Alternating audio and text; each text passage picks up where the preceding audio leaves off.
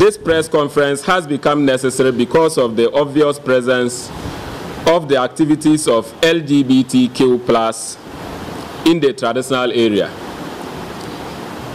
These heinous practices, which were considered far removed from these parts, are not only with us now, but are gaining popularity and gathering momentum at an alarming rate.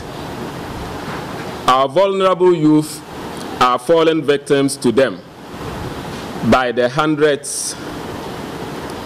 Our fear is that if nothing is done to protect them, most of our youth would soon be drawn into this vortex of doom, and our society would be the worse for it.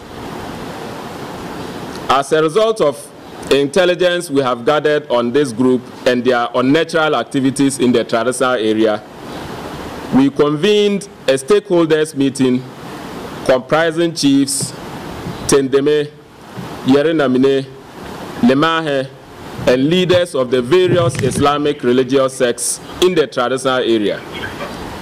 At an emotionally charged meeting, participants could not believe that practices they could hardly associate with people of the traditional area were not only being carried out in their backyards, but by their own children, brothers, and sisters.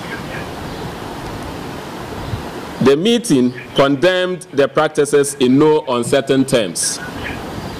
The dominant religion in the traditional area is Islam.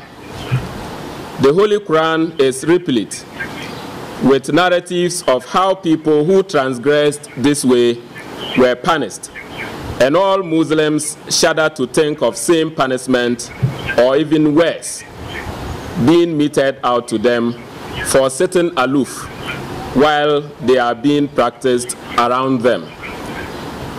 Islam abhors them, and Muslims dread the punishment for them. The rightly guided adherents of the Christian faith equally forbid them. The traditionalists, who are Puritans in their own right, view the practices as unnatural. Their gods do not permit them, and hence they are a taboo. Our traditions and culture do not just frown upon them, but also strictly forbid them. Ladies and gentlemen, the consensus at the meeting was that the practices should not be permitted to flourish in our jurisdiction. We cannot permit the decadent behavior of the dredges of some so-called civilizations to permeate and completely destroy our moral values. Those same civilizations which condemn polygamy and say it is barbaric have sunk far below the barbarians by accepting and promoting these practices. It should be seen that the LGBTQ+ practices are an aberration and a violation of the collective rights of our people.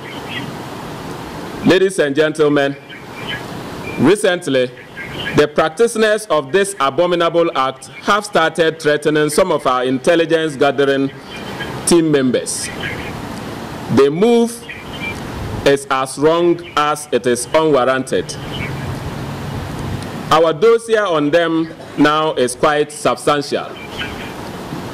The fact that we have refrained from going after them does not mean we do not know them. We are only giving them the opportunity to reform and integrate into normal society without being exposed. If anything untoward happens to any of our collaborators, we will not only expose these abnormal human beings, but will come down so hard on them, and they would live the rest of their lives regretting their misguided action. Ladies and gentlemen, We are aware that the issue is before Parliament. We trust our representatives to do the right thing. However, due to the fact that sometimes final results of parliamentary deliberations take too long in coming out, we see the need to act now. The situation may sink beyond salvaging by the time our August House takes a stand on it. Ladies and gentlemen, therefore, without prejudice to the outcome of parliamentary deliberations on the issue, the deviant sexual activities of LGBTQI+ are banned in the Waala Traditional Area with immediate effect. The punishment for breaching the ban will be swift and severe. As a follow-up on the ban, the stakeholders recommend the following. 1. All preachers should include their condemnation in their sermons. 2. Prayers for Allah's protection should be offered in the mosques and churches. 3. General open-air prayers should be organized by the various religious groups and sects. 4. A mammoth demonstration will be organized in protest against them. 5. Parents and guardians should educate their children and wards on the evil of these practices. In addition to the above, the Waala Traditional Council is putting together an LGBTQ+ task force with our municipality. Members of the task force will ensure that information on activities of these deviant groups in their sections promptly reach us for the appropriate actions to be taken.